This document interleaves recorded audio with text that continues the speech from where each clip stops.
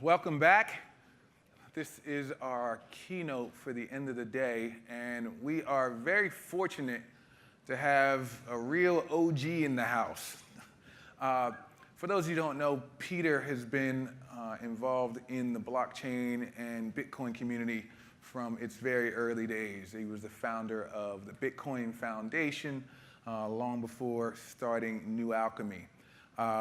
Peter's got stories for days that will amuse you and delight you about the things that have taken place in this community, but he's also extremely well grounded in the technology of blockchain, and New Alchemy, in addition to being a sponsor of this wonderful event, is doing some really great stuff in terms of advising and bringing new companies to market. So we're very fortunate to have him. I'm looking forward to hearing what he has to say. Peter Vessenes.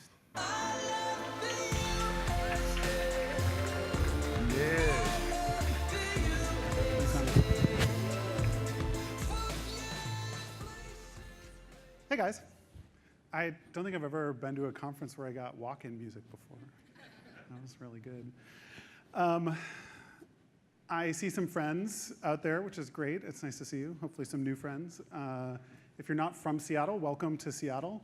I know you guys are probably tired at this point, so I really only have one slide for you, and I wanted to talk about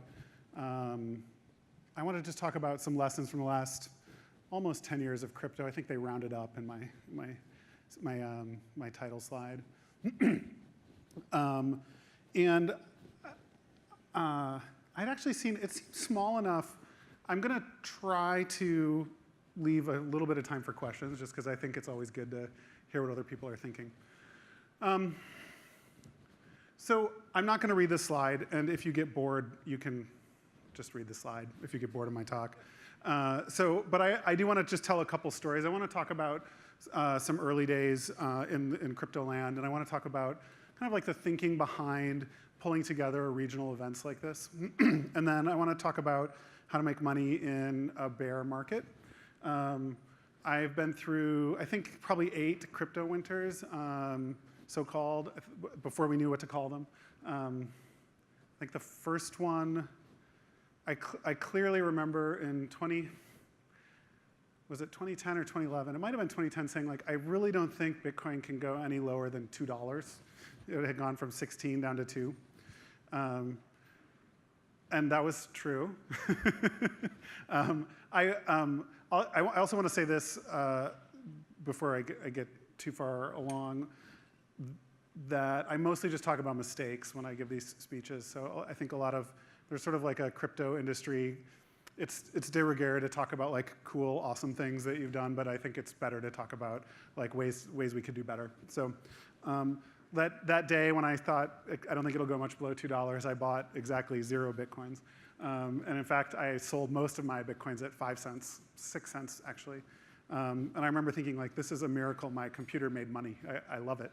I'm super into this thing. You know, the early days, the very early days of crypto, so I'm talking like 2010, early to mid 2010, Bitcoin Talk was the only community. Who here has a Bitcoin Talk login? One. Oh, my friends, yes. There's not many though. Bitcoin Talk was where everybody hung out, and this is where the famous pizza transaction happened. And in fact, the first direct message that I have in my history on Bitcoin Talk is me asking the pizza guy if he'd do the transaction again. This is like 2 months later, and he's like, no, man, no, I'm not going to do that again. And I was like, well, how about for a lower price? And he never wrote back. So that's, you know, classic me. It's like, so close, so close. Bitcoin Talk at the time was populated by, I would call them like principled crypto anarchists. So people who saw the chance, kind of wanted cryptography and its use in the world to bring about more freedom. It was populated by Russians and Italians who seemed interested mostly in money laundering. And that was kind of the crew we had early days. And I have a math background, and you know, when I read the Satoshi white paper and looked at the whole kind of invention, I thought, this is amazing. And what could I do to make sure that this this technology sees the light of day in a good way. And I had a lot of concerns that the people on Bitcoin Talk were not going to be like the best people to go talk to the US government about this when the government got interested. And so I went ahead and did something that to this day is somewhat controversial in some circles, which is I pulled together early crypto people. At the time, the influencers in the crypto space were people who ran exchanges, people who ran retail exchange, those who like let individual consumers get into crypto, core devs, and miners. However, miners in that era were not these sort of large oligarchic groups. It was an era of GPU mining, CPU and GPU mining. There were like whispers of a company called ASIC Miner that might put out like a silicon chip. So mining was truly decentralized at that point. And so the initial group I brought together included those people. Charlie Shrem from BitInstant. Roger Ver is just kind of like already clearly will be future oligarch. Gavin Andreessen, the kindest man to ever head the Bitcoin core development team. Mark Karpeles, since gone to prison for fraud, along with Charlie, for Bank Secrecy Act compliance problems. And we launched the Bitcoin Foundation right here in Seattle. I think we had our first lunch. What's the restaurant near the Met, but not the Met? No? Does anyone know? Just up the street? No help at all? I don't remember the name. But we all met there for a secret meeting, which Charlie Shrem immediately tweeted out, secret meeting in Seattle. And, and we were off to the races. The first thing we did was secure some funding. And some people promised dollars and some people promised Bitcoins to the foundation. And the ones that we took a while to collect from on the Bitcoin side, some paid in the original amount, which is like 4 or 5 times what it had been when they promised, and some didn't. And this was like one of the first moments where I had some experience with just like the extraordinary volatility of these cryptocurrencies fucking up your business plans. And you know, I think almost none of us, I mean, I'm not aware, now we call it an asset class. At the time, it was just a thing. Bitcoin was a thing. Now we have this crypto asset class. I'm not aware of an asset class that's any asset class that's as volatile as crypto has been. And so you just like have to start developing some new business rules. You know, like for instance, one New Alchemy had this year was like we had to be able to be resilient to like a 2/3 drawdown in crypto pricing. But like, that seems like a pretty sane rule. I see some sad nodding in the audience. Those of you who stayed in dollars this year, I'm so proud of you. And in fact, like with drawdowns worse than that, you know, like who's prepared for 70, 80% all the time? How can you do any business in those environments? It's very, very difficult. And I think there's also this psychological element that it's not only difficult like just practically, but it's also emotionally difficult because you're constantly playing this game where you're like, is this real? Like, how bought into this am I?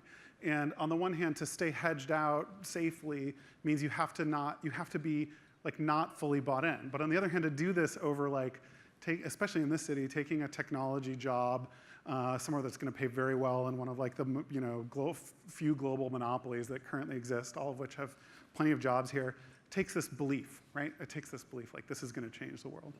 Well, I think this will change the world, and I'm also totally miserable with price drawdowns this year. Like, it's awful. I see some of you drinking. I wish I were drinking right now.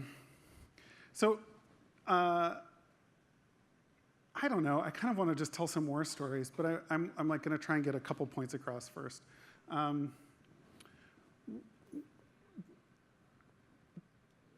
This kind of time in the market, and I don't know how long this will last. I suppose nobody really knows.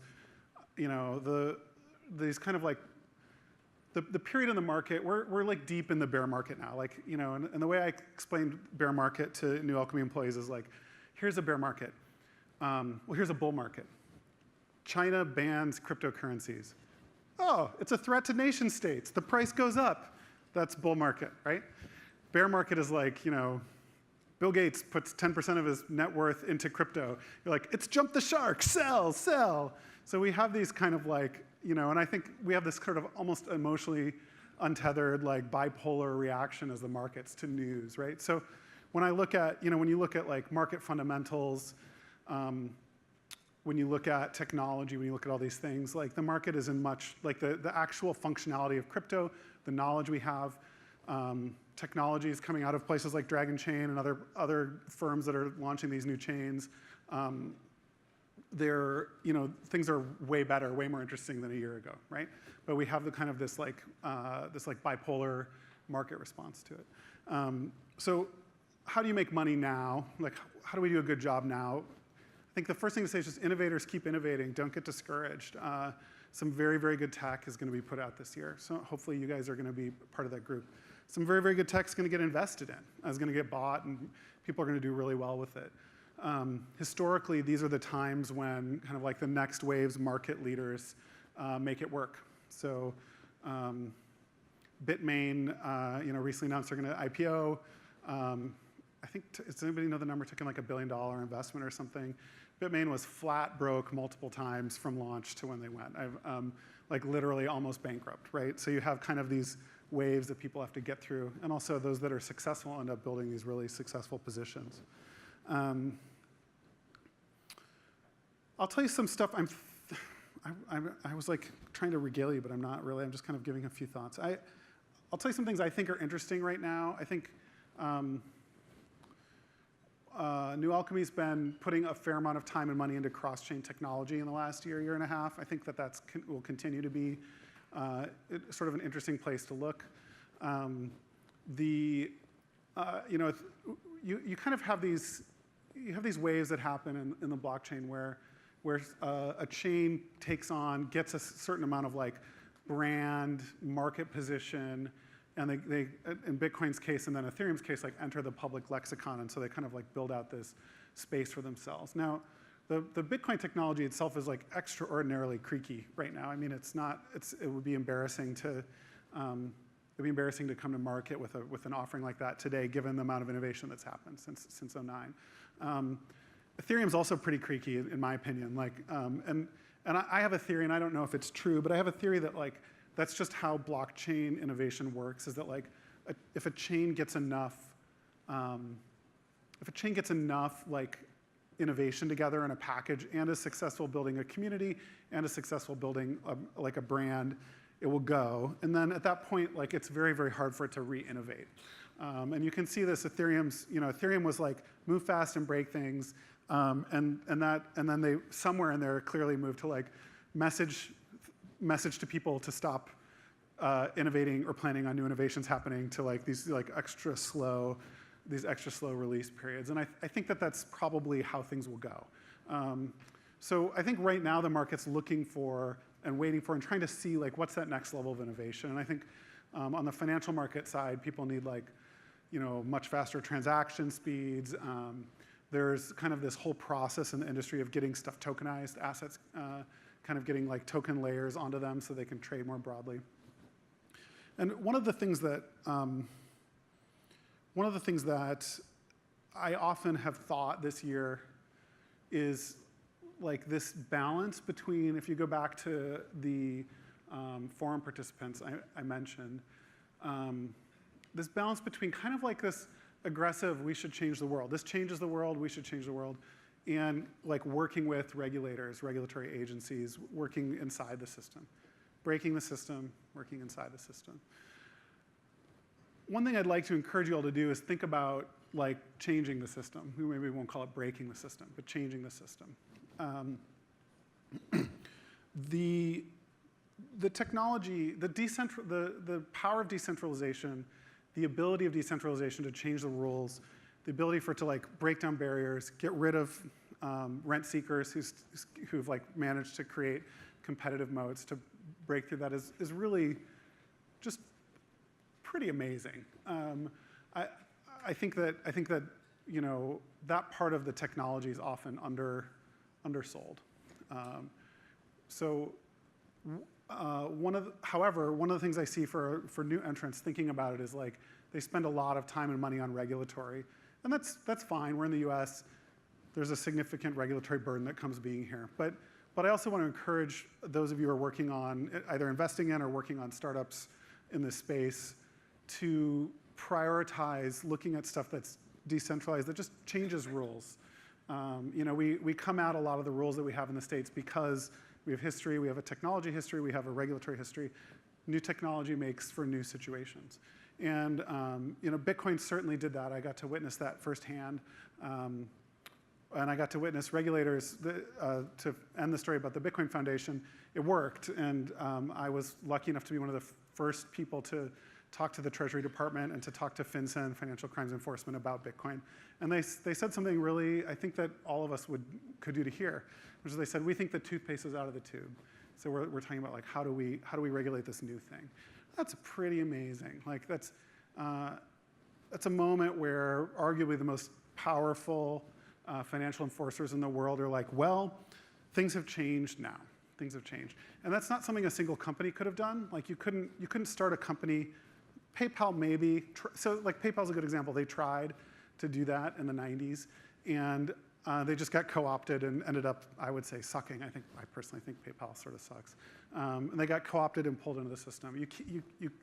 You almost like needed all these technologies, open source technology, independent clients running these blockchains, running all the transactions between them, this decentralization. You need this kind of like mix of elements that Bitcoin brought to the table to make this sort of change that'll really like increase financial openness.